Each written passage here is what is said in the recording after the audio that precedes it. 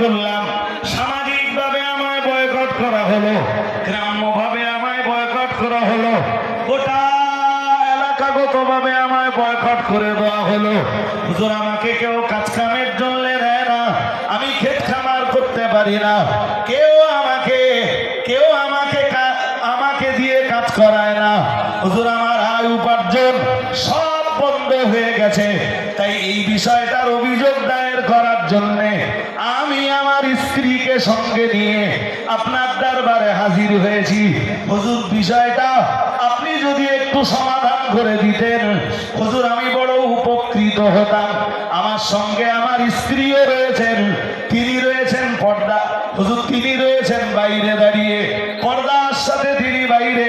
হুজুর আমরা স্বামী স্ত্রী দুজনেই এসেছি ফুরফুরা শরীফের মুজাদ্দিদুজ্জামান আবু বকর সিদ্দিক আল কুরাইশি রাহিমাহুল্লাহ